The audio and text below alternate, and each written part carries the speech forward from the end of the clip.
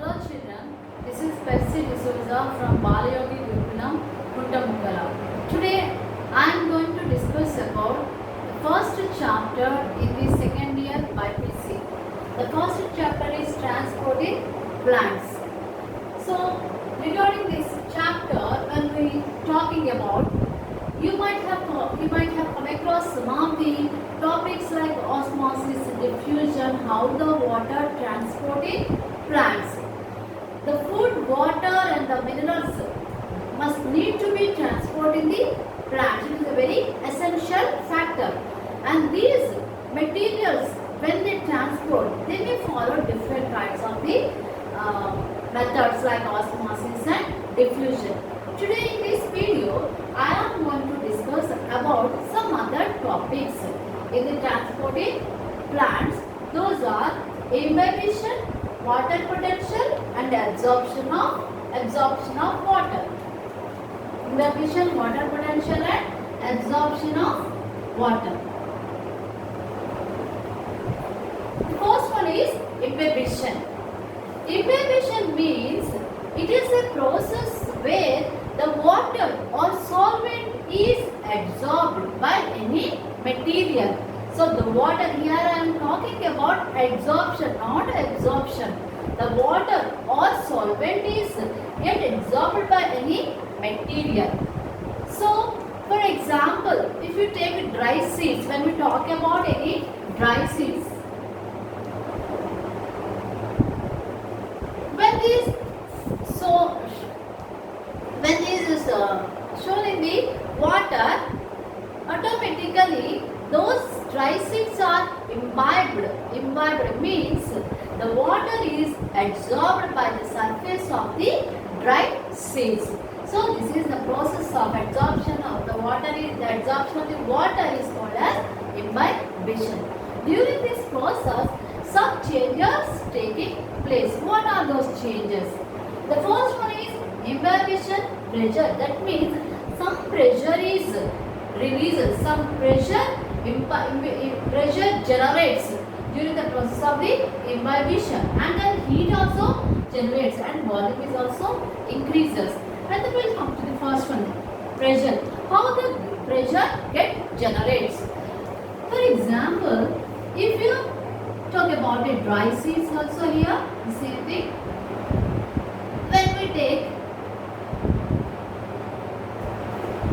the traverse a rock, this is a rock. When we observe it, thin traverse in the rock, when any seed fallen here, when the water fallen during the rainy season, what happens? The water, the imbibition pressure takes place during the region, the seed becomes widened. So it starts breaks. So that is the reason why the formation of soil may takes place. That's what we actually call it as weathering of rocks. So imbibition, that is the imbibition pressure. That means the pressure is generated during the imbibition process. And the next one is heat generated and released. This is also known as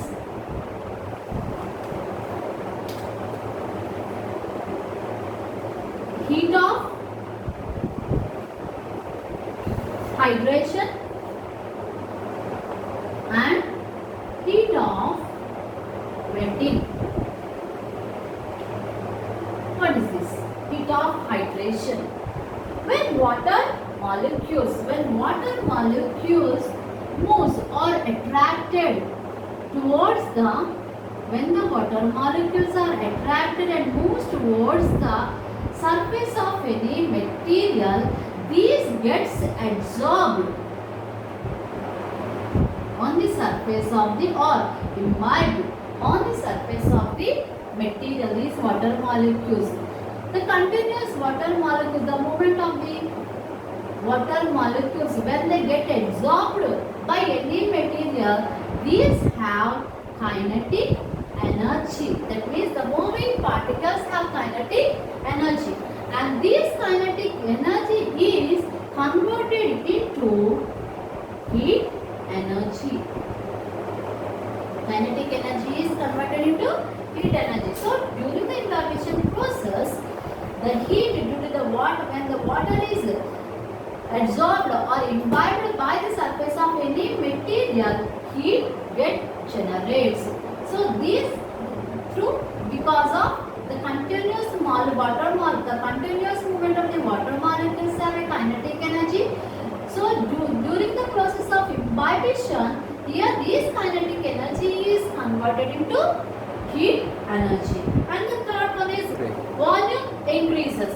Here the volume increases means generally during the rainy seasons we may find the wooden doors may swell because of imbibition takes place in that wooden doors. Then why? Because due to the imbibition process, the wooden doors becomes swells. That is the reason the volume increases in the wooden doors. That is the reason why we may feel somewhat difficult. We may unable to close the doors properly during the rainy season. And this is about the imbibition. And during the process of the imbibition, some changes also occurs. Those are imbibition pressure and heat generated or released, and then volume increases. And next we'll go for another topic, that is water potential. Before going in detail about the water potential, it is actually very important. The next second one is water potential. This water potential is very important term to understand transporting plants. So before going to details about how this potential or water potential helps the movement, how helps the transport in plants. This water potential was represented by the symbol psi. The water potential represented by the symbol psi. And then we will see the water molecules. And these water molecules moves continuously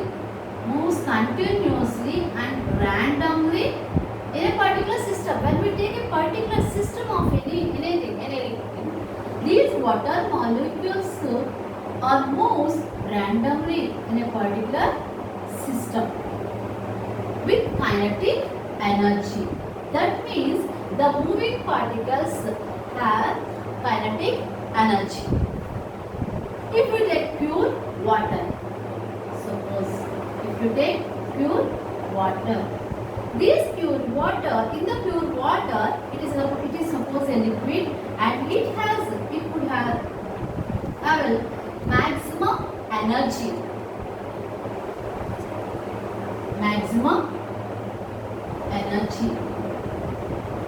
And also the pure water has maximum potential. The maximum potential of water potential is because of the pure water has maximum energy. That is the reason why due to the maximum energy, the potential is also maximum in a pure water. So it is a very important thing that we have to remember is this is represented by a symbol. The pure water potential is represented by a symbol psi W. And this pure water potential is always taken as a 0. The pure water potential is taken as 0 always, because the availability of the water molecules are more, and so due to the availability of the water molecules are more, the energy is more and the potential is also maximum. Here suppose in the pure water, if we dissolve any other solute, then in the solution, the water potential of the solution will decreases. That means here that it is a very important factor that we have to remember is the pure water potential is always 0. And here suppose if dissolve anything. In the pure water, that means that in the pure water, when the solute is added, it becomes solution. So that means the potential is decreases. So that means the potential of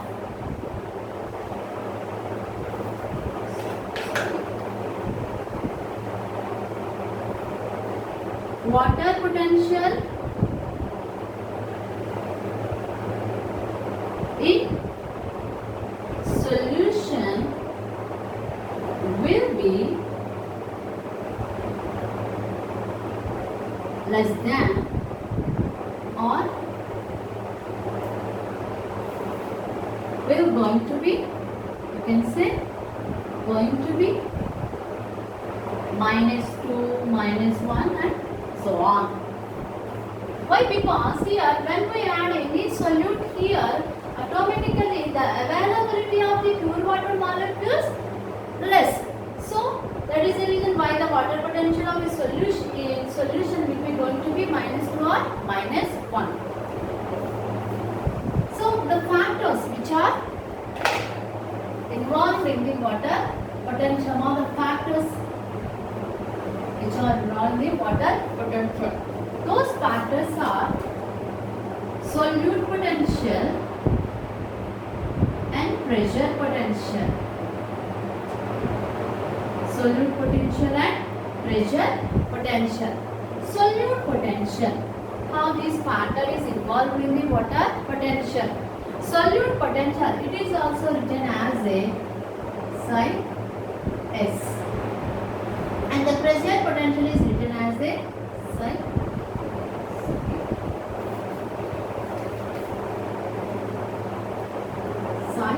P. In the previous test I told that in the pure water the availability of the water molecules are more, so that is the reason why the maximum energy and the maximum potential.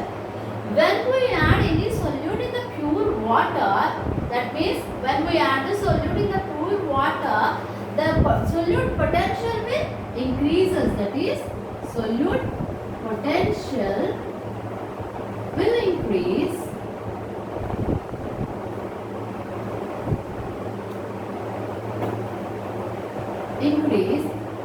and the water potential will decrease. So when the pure water, there is a more availability of the water molecules in the solution. When the pure water is dissolved by any solute particles, automatically the solute potential will increases, which results the water potentials will decreases. That means it has negative effect. Whereas when we take the pressure, the pressure potential increases, water potential also increases. So we can written this by an equation: water potential is equal to affected caused by the solute potential plus and solute pressure. So with this equation we can calculate any liquid potential, any potential in the liquid. So this is about the water potential, and then we go for another one, absorption of water. One more thing I have to say here is this water potential. Before going to the absorption of the water, one more thing I have to say, that is about the water potential. When we take a particle, two parts of a water, that is for example A and B, and this is a particle and this is a B particle which has water here. Water is here. And the water molecules or the particles are completely always moves from high concentration, high potential to lower potential. So you just remember the particles, the molecules are always moves from high potential to the lower potential, or the high potential high concentration to the lower concentration level. That's why in the previous I told, before I told that water potential is a very important term to understand about the transporting plant. So due to this main important factor, we can understand how the water molecules or the water transports or any particles moves from one cell to the another. And this is about the water potential. And next we'll go for the absorption of the water.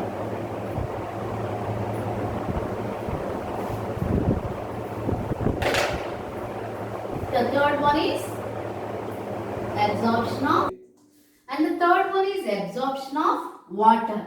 Before going in detail about the absorption of water, actually we must know what is water movement, how water moves in the plant. Here I draw a diagram. This is root and this is the stem part of a plant, and then this is leaf. The water moves from the soil into the root. The water moves from the soil into the root. That is the first step. That means the movement of water from soil to, this is the soil, imagine, soil to root. And then after getting to the water, this water moves upwards by conduction. So conduction of water will take place in the next step. This entire process of movement of water takes place by two systems. That is, the first one is absorption of water, and then second one is ascent of sap.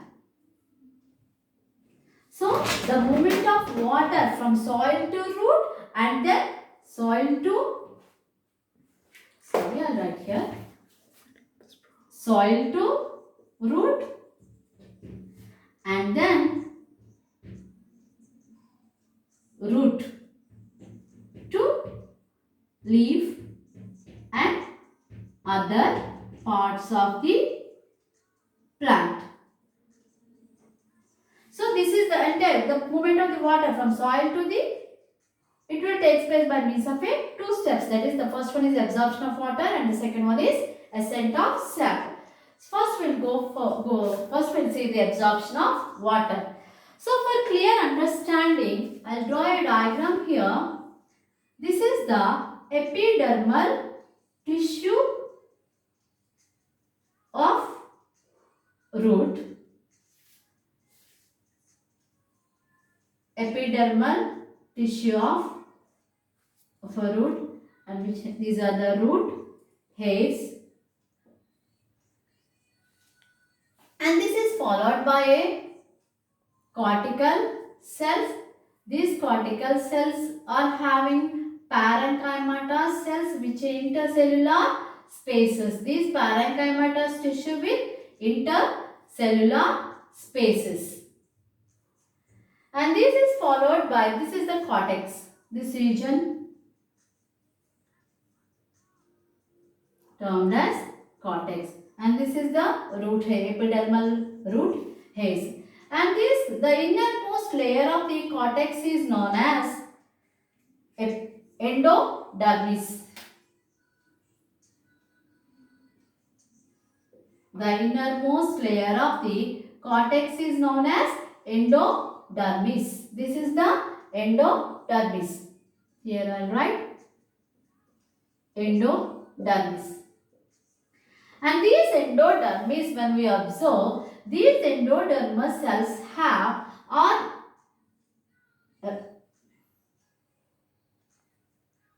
some strips, suberin material. These endodermal cells are having, these are a barrel shaped and having some suberin material on side walls. So this suberin tissue here I draw in the endodermis cells. These endodermis suberin is may absent in some cells of the endodermis. That is the reason why I left over some of the endodermis cells here. This suberin tissue is known as Casparian strips. Casparian strips, which are made by suberin. So these suberin is nothing but these are the barriers of barriers. These act as a barriers. Why? Because these impermeates the water. These suberin impermeates the water. That means they never allow the water into. So that is the reason why the cells where these Casparian strips or the suberin absent, these are called as passage cells. These are called as passage cells, which are very important where the water is passes through. And then next to the endodermis, again we find some cells known as pericycle compact cells. These are called pericycle, and this is followed by phloem. Here I will write sieve, weights, and also phloem tissue, and this portion of the tissue is known as phloem.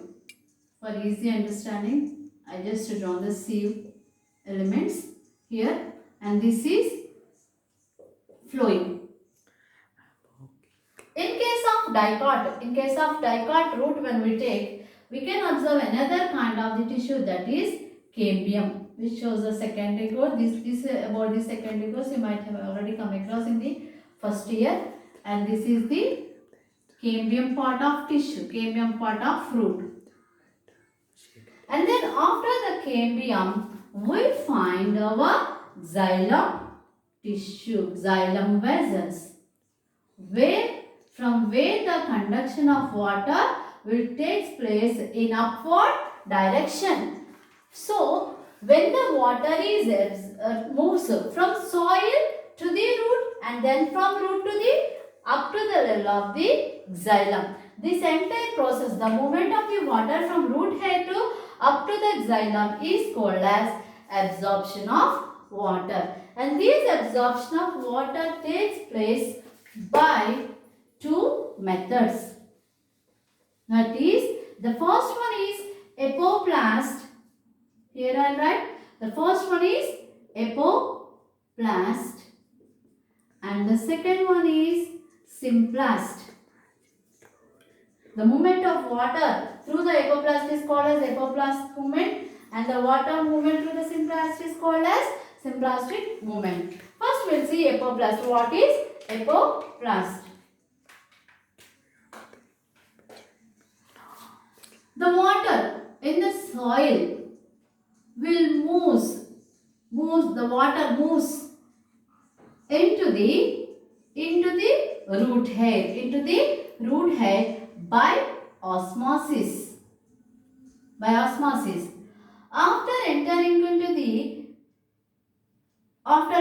into the root hair, then the water moves get into the internal tissue, intercellular spaces, and then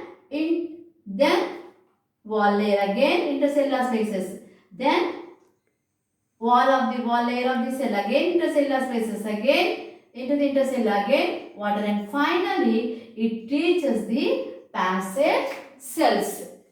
So here what we observed is the movement of water takes place through intercellular spaces and cell wall. So that means here in case of apoplastic condition, water does not cross membranes, draws a membrane, that is plasma membrane. And also it moves. The water here I have drawn. That is the movement of the water in the form of apoplastic manner through intercellular spaces and cell wall. Intercellular and cell wall. Intercellular space, and finally, ultimately, it reaches to the passage tissue or passage cells. So, the movement of water through cell wall and intercellular spaces. Intercellular spaces. And also, when the water moves through the apoplastic manner, apoplast system, what happens here is the maximum amount of water will move, because here there is no material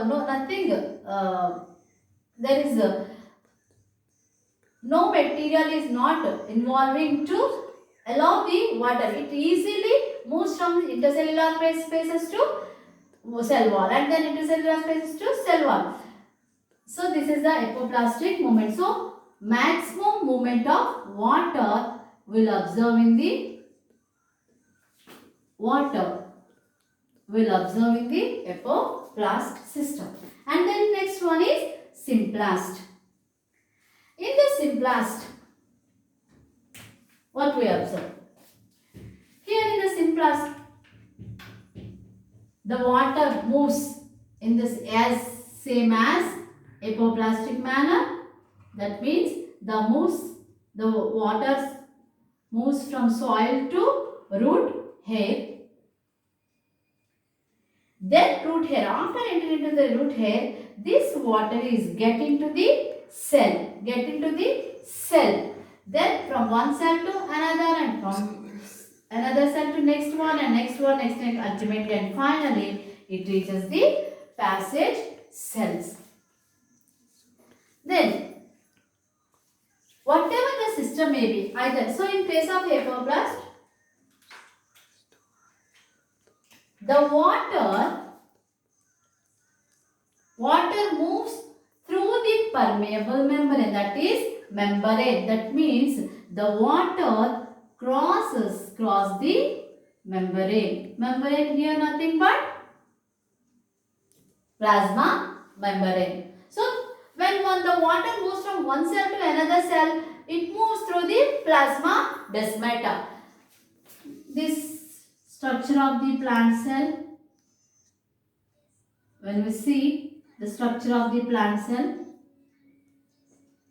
this is structure of the plant cell, and this is the cell wall, and this is another cell. This cell is surrounded by many cells, and this is the plasma membrane. The two cells are connected by a passage. That passage is called as plasma desmata. The passage is called as plasma desmata. Plasma desmata. So when water is entered into the root hair, and then it is entered into the one cell, and from one cell to another cell through plasma desmata. And here in case of symplast, that's why I told you that the water crosses the membrane, and here less movement of water takes place. Less movement of water takes place in symplast condition. So this is the absorption of water. Then what happens? Then what happened here? So either it is an apoplastic or a symplast, the water reaches up to the passage cells from the soil. Then what happens? After reaches the passage cells, here in the passage cells, the movement of the water is symplastic manner. Why? Because now the water, either it is comes through an apoplast or a symplast, here now the water is enter into the passage cells. When the water is get into these cells, that what we call it as a symplast. So here the water is enter into the passage cells, then again comes out. That water is comes out. Then after coming out from the passage cells, again the two systems, that is apoplast and symplast, will take place according to the issue. Here in case of symplast, in case of apoplast, intercellular spaces and the cell wall, intercellular spaces and the cell wall, again intercellular spaces, cell wall, intercellular spaces and cell wall again, and finally reaches to the xylem tissue, xylem vessels, that is what we, from where the conduction of water takes place in a upward direction. And then next here also the symplastic movement will take place after coming out from the passage cells. Again symplastic movement, that means the water is enter. Here I draw higher, right, with another pen. Here into the water is get into the cell, from again one cell to another, again one cell to another, again one cell to another, again one cell to another. So like this again, finally the water reaches to the ultimately the water reaches up to the xylem vessels, from where the conduction of water will takes place. From here the transport of water we termed as a ascent of sap. That we'll see in the next class. So this is about the absorption of the water.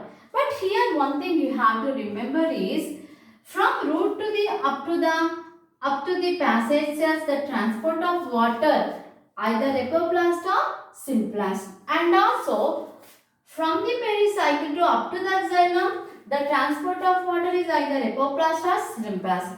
But the transport of water in the passage cells is always symplast, not apoplast. That means here the passage cells allows the water into and passes through these cells. That is a very important thing you have to remember. So this is about the absorption of the water. In case of apoplast it is okay, but in case of symplastic condition, when the root is in the previous class water potential, I already told that the movement of the water molecules from higher concentration to the lower concentration level. Suppose here this is the water present in the soil is in a hypotonic condition, because the soil water is containing so many minerals, so it is always in hypotonic condition, and this water is enter into the root heads. That is now here the cell sap is hypertonic in condition. The cell sap which is present in the root heads, epidermal root heads, is in a hypertonic in condition. Now the movement of the water from here epidermal cells to the cells of the cortical cells should be take place. How?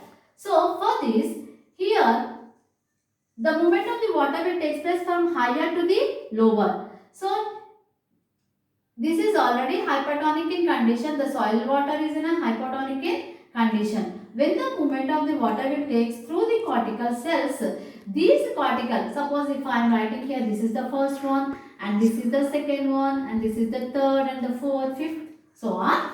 So this first cell receives so many minerals from the neighborhood, that is sodium ions and the chloride ions. So it becomes hypotonic. So then the water is transported from this root heads to the first cell. Again when it becomes a hypotonic, when the water enter into this, again the next cell receives the